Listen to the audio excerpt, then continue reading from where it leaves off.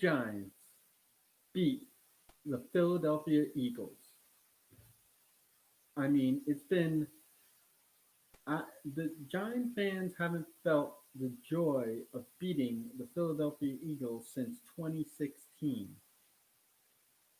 It, I mean, it wasn't just me. It was like every Giants fan known to to known to man in the world right now definitely had a smile on their face, and it was Victory Monday yesterday, and everybody just loved being able to say we beat. It's not just the Giant team. The Giant fans have suffered for the past 4 years. Every time we play the Eagles, it ends in heartbreaking fashion, except for Sunday. This Sunday, they actually this Sunday they actually took it to the took it to the took it to the Philadelphia Eagles and ended up winning by 10 points, 27-17. But yet the Giants still let everyone know that we are the New York Giants. We can't just beat a team and let our fans relax because even at the end, I I was not drinking a celebratory glass of red wine until I saw triple zeros and it said final Giants win on the screen. So, I mean, it was actually really, it was actually, the Giants actually dominated the Philadelphia Eagles. They came out and they took the ball first and they drove right down the field. And it was funny though because the way it was kicked off and Lewis like kind of not really muffed it, but he was like, do I take a knee? Do we get it at 25? And then he decided to take it out, and then he got stopped at like the 15-yard line, and then I was like, here we go again. And the Giants actually Wayne Gallman, who actually scored two touchdowns on the day, looked great. And this is why I love Wayne Gallman because he runs hard. He doesn't go down at first contact. He always falls forward, and that's what you need. You don't need these like flashy like 50-yard runs. I mean, are they great? Yes, but you don't need that every time. You need someone that will move the chain, stay ahead of the sticks, and that's why it, it's never good for someone to get injured, and especially an injury to Saquon Barkley that occurred earlier in the season against the Bears.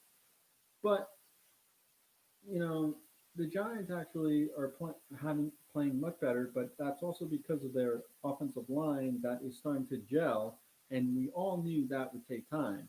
So I wasn't like flipping out like the Giants not being able to run the ball. I mean, I didn't like the play calling, of course, but and that's another thing that you got to get into. Jason Garrett has gotten used to his team, and he knows what plays to call, and he actually is making Daniel Jones, the offensive line, and the running backs look good because he's calling the right plays. And it's great because you don't have Pat Shermer, who doesn't didn't believe in the run in 2018, or last year, like, oh, Saquon is dominating the Eagles running the ball. Oh yeah, we'll just go away from that because we can do that. I want to make this game competitive or more exciting. And it's like, no, all you got to do is just do what works. But that's what I like about Joe Judge. And Joe Judge is the best Giant coach since Tom Coughlin. And Tom Coughlin towards the end, I was getting a little sick of his act, and also he kind of lost control of the team, allowing Odell OBJ to pretty much run the team because everybody was like, oh yeah, he was bigger than the team. And it's funny because now that he's on the Cleveland Browns, he it, he's still an immense talent, but he does get injured, and he's injured now. He's gonna miss the year with a knee injury, right? Yeah, with a knee injury. So yeah, but also but what I'm going to talk about right now is the fact that the Giants were victorious, and the thing about it is what I love, and this is something that I don't care if you throw for like 5 touchdowns, but and have like a bajillion yards. I just want a quarterback that I'm okay with game managing quarterbacks. That's fine with me. I don't care because all I care about is the win. That's all I care about. Just get the win. Just get a W. And it's no surprise that the past 2 games the Giants have won, and the past 2 games the Giants haven't turned the ball over. That's what happens because the Giants are a talented team. Are they the best or the most talented team? No, no, I'm not going to go as far as say that. But they are a talented enough team that if they don't make mistakes, they can beat the competition. And actually, the on Sunday, they just the the Giants were just beating up on the Eagles up front. Like they were like, nope, we are gonna beat you. We are gonna run it down your throats, and that's what they did. They went up 14-3, and even after a field goal that the Eagles made, the Giants just back and they just drove it right down, answered with a touchdown because they just drove right down the field. And I mean, Daniel Jones, he made good passes. He didn't take many risks, but and then he was amazing with his feet. He can run the ball, and he is fast. I mean, if like if they clocked him and he runs like 22 miles per hour, I'm like that's fucking fast. But you know, Daniel Jones went 21 for 28, 244 yards, didn't have an interception, didn't throw for a touchdown either. But he did have a 100.9 quarterback rating, but he had a QBR of 91.4, and he had the longest run on the day, which was a 34 yarder and a touchdown. It was a 34-yard touchdown on a read option, and that's what I like. I like seeing Garrett actually make that part of the offense. I mean, he's not Patrick Mahomes, but he's got speed. He knows what to do with the ball as long as he doesn't trip over his own feet like he did early in the game in the first game against the Eagles down in Philly. But he can scamper for a touchdown, and he did that this past Sunday. And also he was he led the team with 64 rushing yards. And second was Gallman, who had 2 TDs on the day.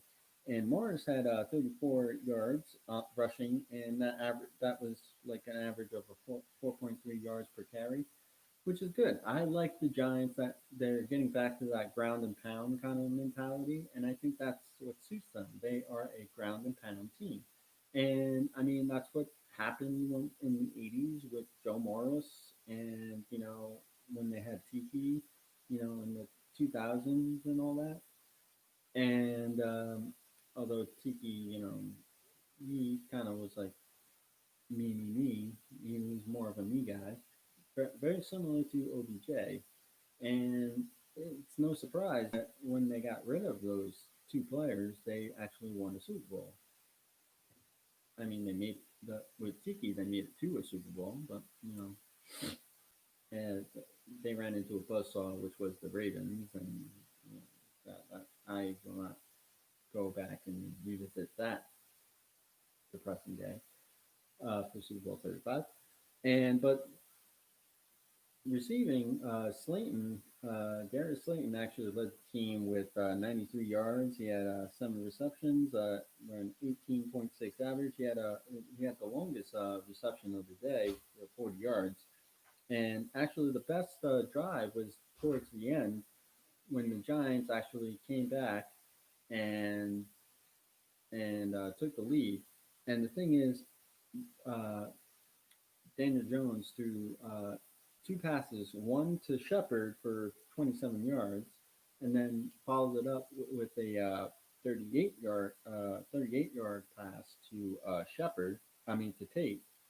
And I like what Tate has done. He kind of called out, get me the ball, all that stuff against when he was playing the Tampa Bay Bucks, and then they didn't like what you know Joe Judge didn't like that, and he has every right to not like that. But the thing is, the fact that Tate he was left in Jersey when they went down to Washington, and that actually allowed Austin Mack to get the start, which is great because I actually like Austin Mack. And Austin Mack, he's not a burner, as I said before, but he catches the ball over the middle. He's tough. He can make plays. He goes, gets the ball. So I'm not worried about Mack. Being able to get receptions because he does get open and he gets open over the middle.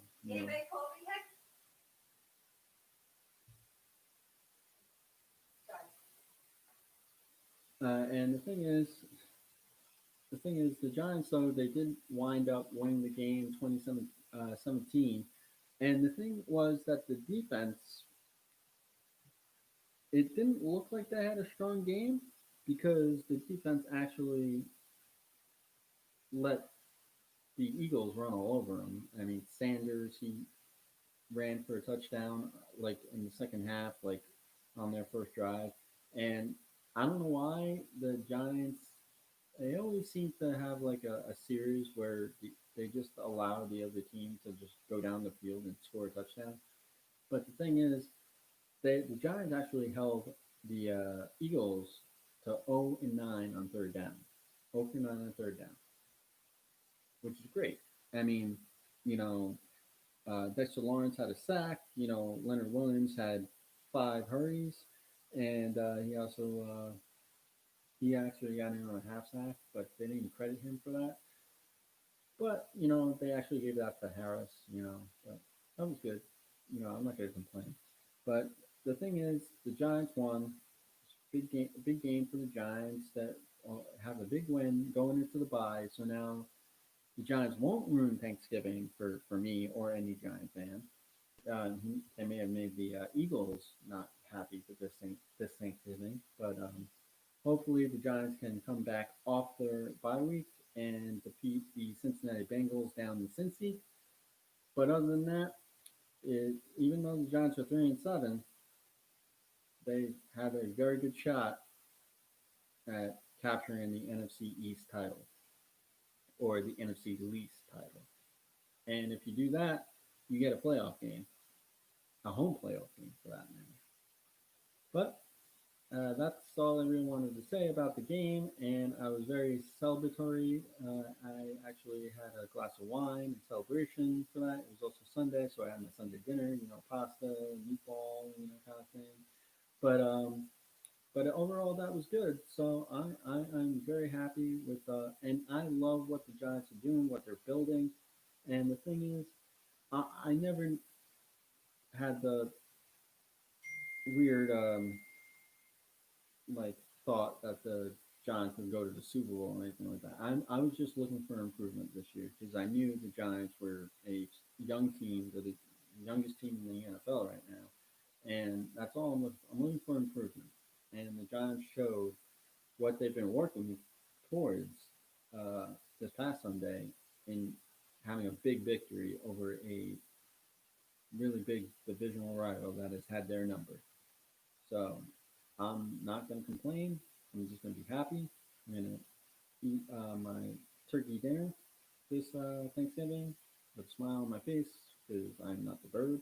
And the Giants actually gave the bird to the birds down in Philly. All right.